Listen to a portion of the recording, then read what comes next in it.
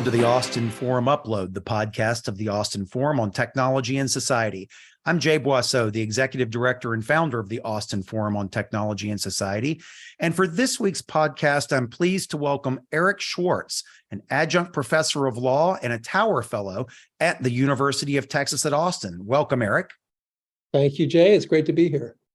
We've been running this podcast for a few years, and we've had lots of great topics about technology and society. But one technology we haven't covered is how is technology regulated to ensure that it has the right benefits to society and protects us all against some of the possible negative ramifications. So, Eric, I'm really pleased to have you here to talk about this important topic of how is emerging technology regulated.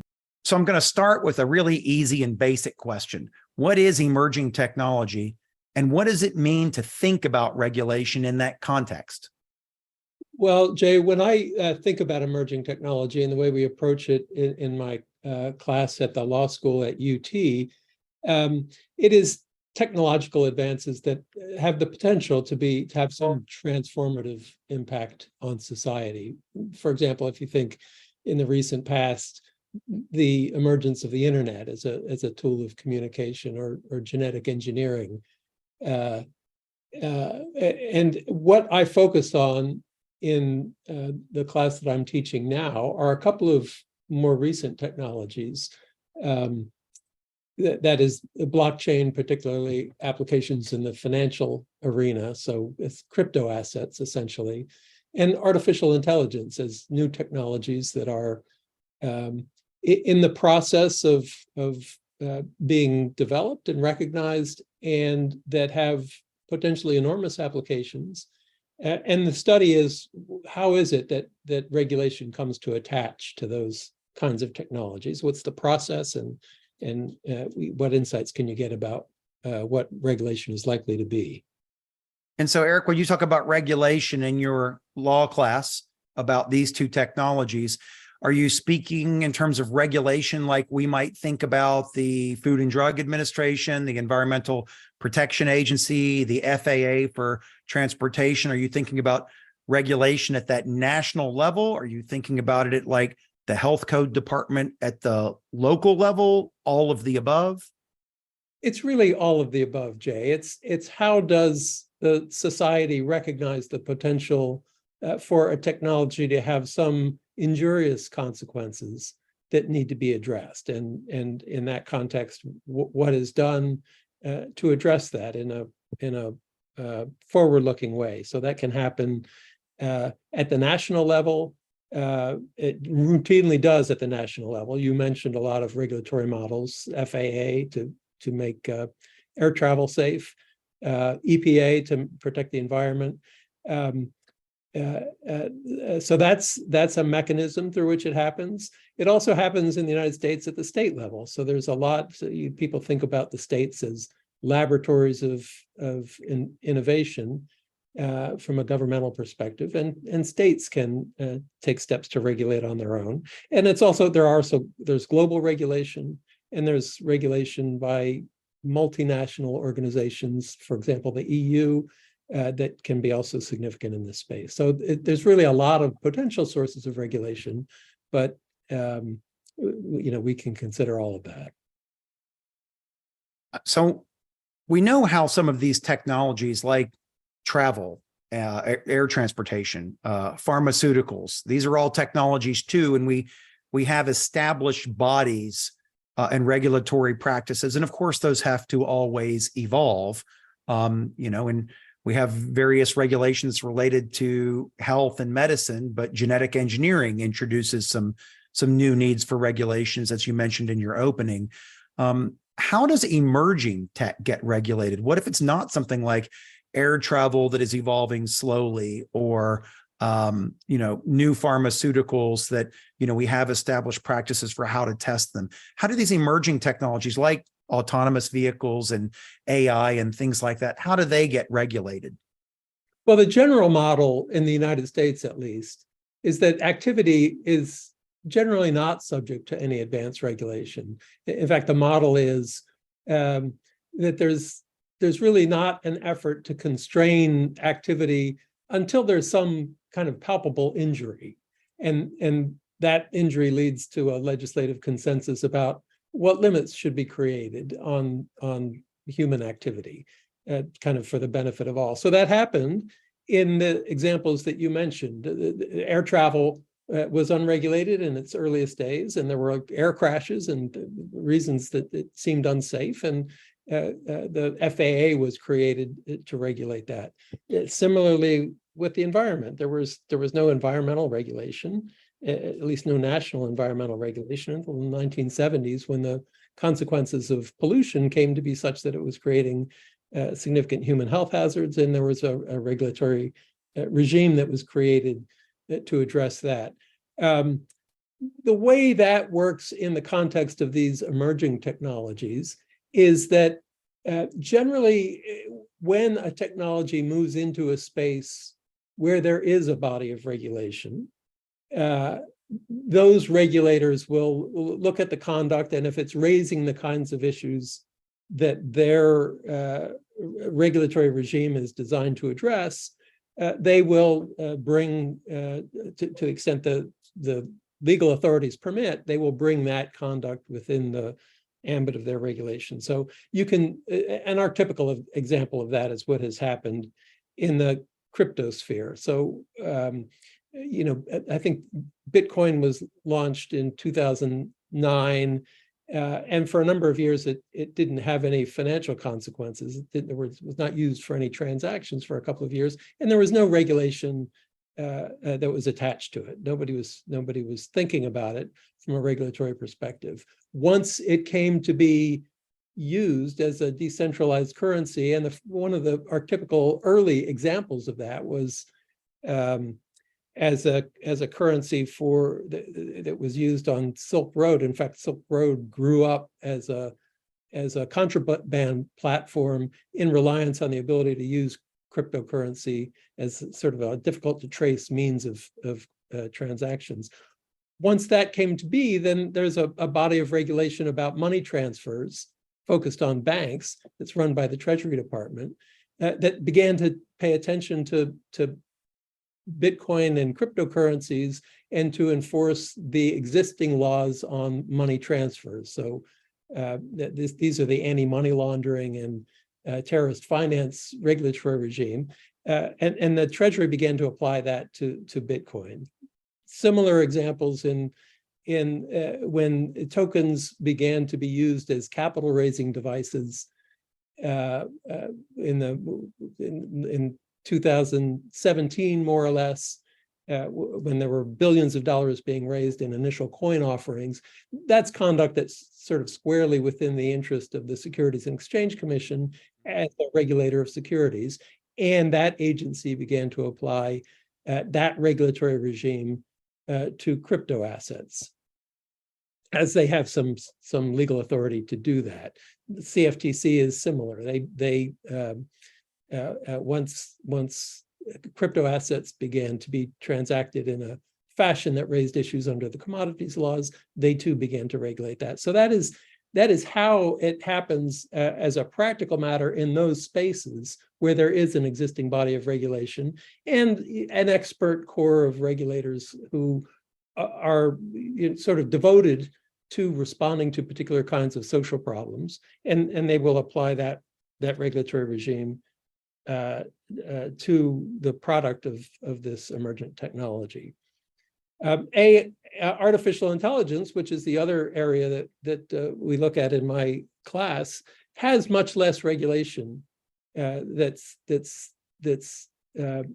tailor-made for it. There's no overall artificial intelligence regulator in the United States, and likely not to be one until there are some significant social problems that emerge from it.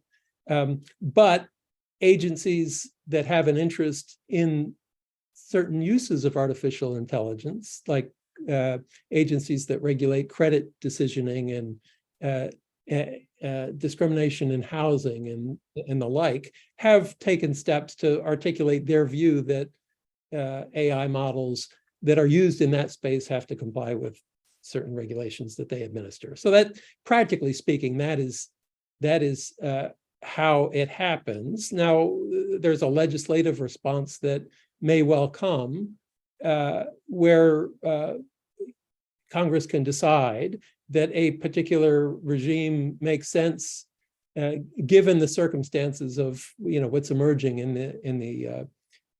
that technological space, in this instance, in the artificial intelligence space.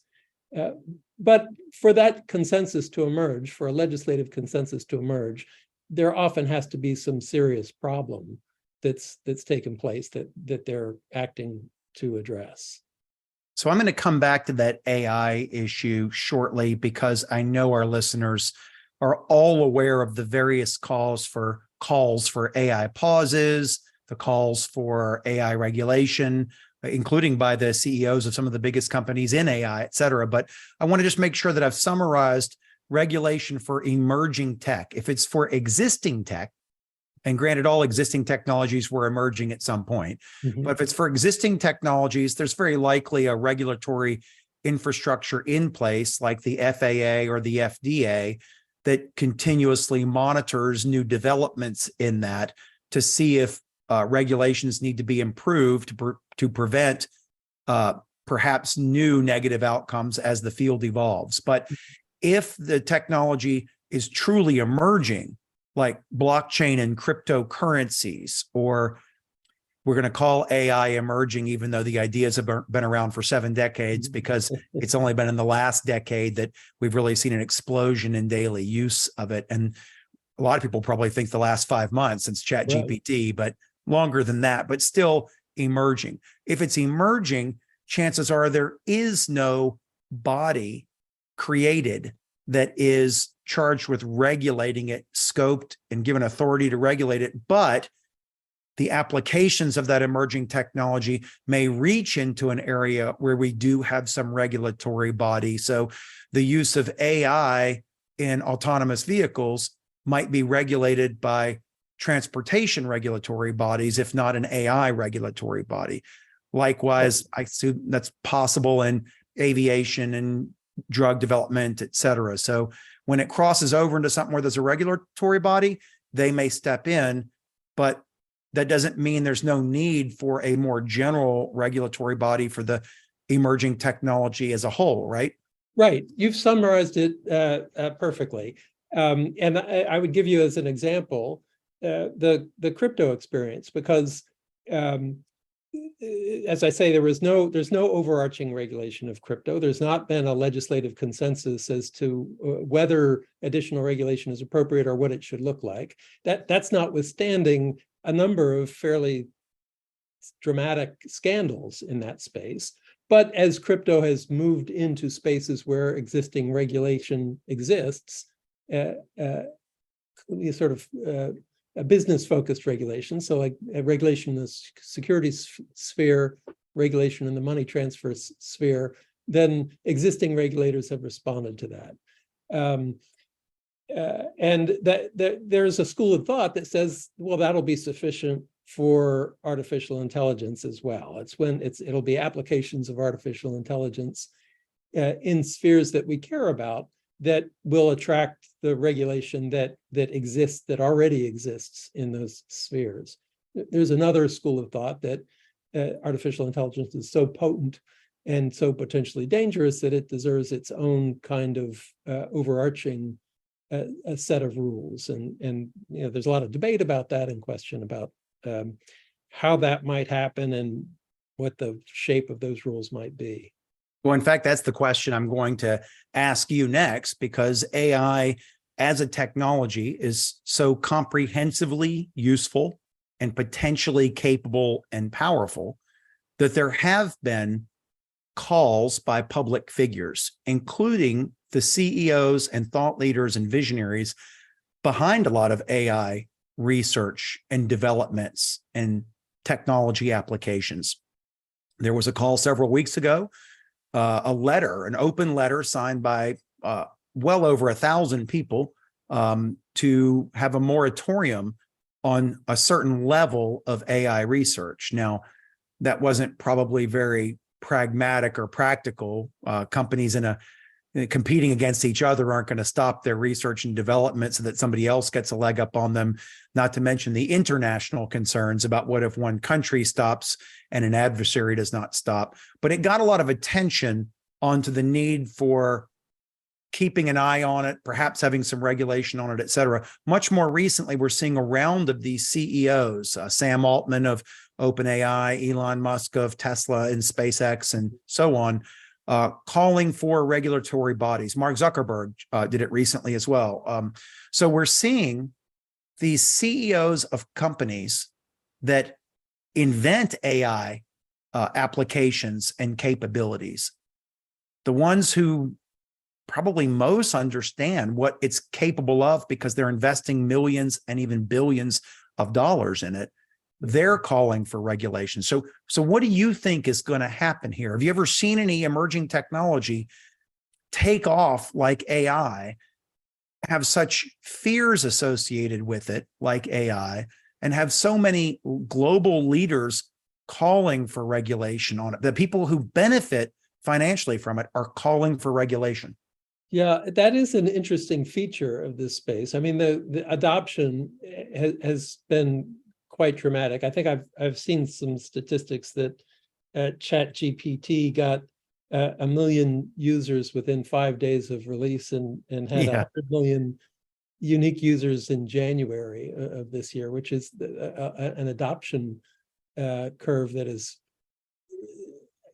quite dramatic. Yeah, considering it launched on November 30th, and then to have that many users in January, which is basically 1 month later, that was record breaking. And one thing that is interesting about this space to me is that there are a number of researchers who've devoted their lives to developing this technology, who express, some nervousness about what might happen with this technology. I think there was somebody from Microsoft who recently resigned from the company so he could speak freely about. It was from Google, but yes, Google. Yeah. Thank you for that correction. So that's present, and that is a unique set of circumstances. There was a hearing at the Senate recently where senators from both sides of the aisle seemed to be supportive of some idea of creating a regulatory agency that would address AI and maybe license large language models, or some shape of regulation. And there's been a lot of work within the government to try and think about and articulate normative standards for people to follow in working in this space. These are not regulations in the sense of legally binding obligation, but it's an effort to articulate a even-handed sense of an approach that would be mindful of risks that might be present and ways to mitigate risks, and have systems that are fair and beneficial for society as a whole. So there is a lot of thinking being done in that space and work being done in that space. And, there is some possibility, I suppose, that even before the kind of crisis that led to the SEC or the FAA or the EPA being created, that there might be some proactive steps on AI in this space. I never am very optimistic about projecting the ability of Congress to come together and get something done, but who knows? So I think you've kind of covered what might be done, but is there anything else you want to hypothesize about that we might do next, that we're either considering now or maybe should consider in the context of AI in particular? There are a number of steps being taken. I mentioned the efforts by the government to articulate some normative standards in this place that are, sort of common sense ideas that would make sense for a good actor developing AI to be aware of, a set of risks to be mindful of, a set of challenges to take into account and incorporate into their product offerings that rely on artificial intelligence. there's the AI Bill of Rights that's the White House has published. The National Institutes of Standards and Technology published an AI risk management framework, which is kind of a set of hands-on tools for developers to be thinking about and developing AI that is substantial. And they are carefully thought out projects. The challenge in this space, obviously, is that it's very hard to predict what will happen, and it's easy to imagine harms that arise from projects that are unintentional, and where all of the people have their heart in the right place and are trying to move forward in the right direction, but yet something goes wrong. So I think that those efforts are calculated to encourage people to put a lot of thought in advance into these projects and to see what happens. I think one of the challenges for a legislative response is that this is a technology that legislators are not going to be able to be current on. Even to the extent they have expert staff, those staff are not going to be particularly current on. So it is challenging, and I think that's what causes people, even traditionally anti-regulatory legislators, to think that maybe this is an area where some expert agency ought to have some reign to regulate the or approve the use of particular kinds of systems. Yeah, Eric, you actually answered in part my last question I was going to close with. How do we expect legislators to keep up with knowledge? One of the things we talk about in the Austin Forum a lot is that time passes linearly for all of us, but exponential growth in technology capabilities is what we experience, because there's a multiplicative effect. There's a effect of more and more people working on something and building on what they know. We see knowledge grow exponentially. We see technology capabilities improve exponentially, but time is passing linearly. So I guess the good news is you don't have to reinvent fire or the wheel from scratch. You can benefit from great educational means and mediums and methods to try to jumpstart your knowledge and elevate your knowledge based on what people have learned before you.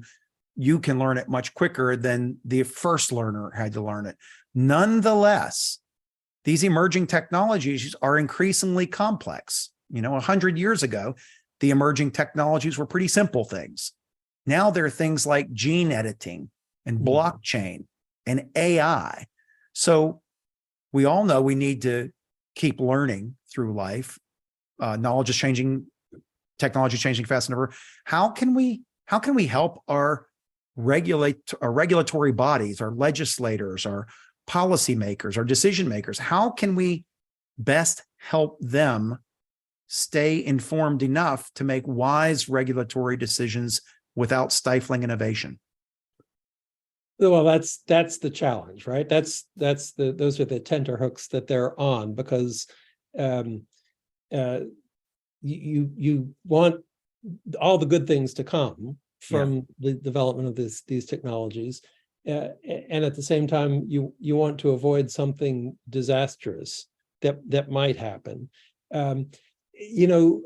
Legislators are not going to be the ones that can make these decisions, but there are various models, just because of the complexity that you've described, and the fact that they've got the whole gamut of national issues to be worried about. They don't have the luxury of getting a mile deep on a tech subject like AI, with a handful of exceptions. But for the most part, the legislators won't have the capacity to do that. But there are other solutions. There are, we talked about things like the Securities and Exchange Commission, the FAA.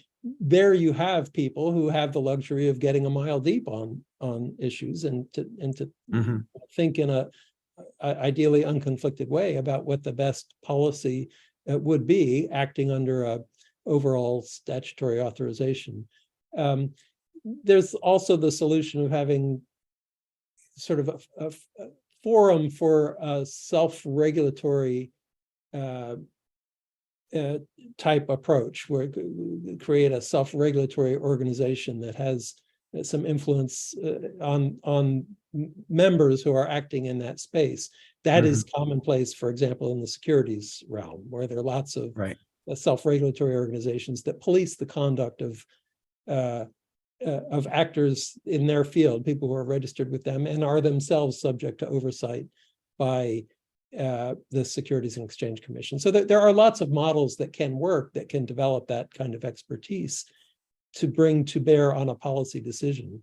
But it's a complex matter, and that would require, either of those steps would require some kind of legislative consensus, which is hard to achieve. Yeah. Well, this is one of the reasons we have the Austin Forum on Technology and Society, and our reach extends way beyond Austin. We're very happy to have viewers and listeners from all over the nation and world. And we think that there should be more organizations presenting content like this interview with you, so that people understand it's not just a question about learning how cool AI is, or how productive it can be in industry and business, how useful it can be in medicine, how it can make interesting entertainment and gaming technologies even better. But also, as you do with your class at UT, we encourage people to understand it from a potential policy perspective. We are the Austin Forum on Technology and Society, and all of these technologies have many potential benefits, but with AI in particular, I hope everybody is paying attention, trying to understand the issues, and can be better informed when it comes to how they vote, what they encourage their representatives and elected officials to support. And maybe in the end, we'll have an AI regulatory body. What do you think about that? Well, I wouldn't rule it out. I wouldn't put serious money on that happening in the short term, but you wouldn't bet all your Bitcoin on it? I will say I wouldn't put my Bitcoin on it. I will say this: if something terribly bad happens, the odds go up. The odds go up. Yeah. All right, Eric, thank you very much for joining us. Great to have you on the podcast. Hope to see you at future events and have you back on the podcast again in the future. Great. Thank you, Jay. I appreciate it. Thanks for listening to the Austin Forum Upload. You can listen to additional episodes and check out a schedule of our monthly in-person events at austinforum.org. The Upload is a production of the Austin Forum on Technology and Society, a nonprofit organization here in Austin, Texas.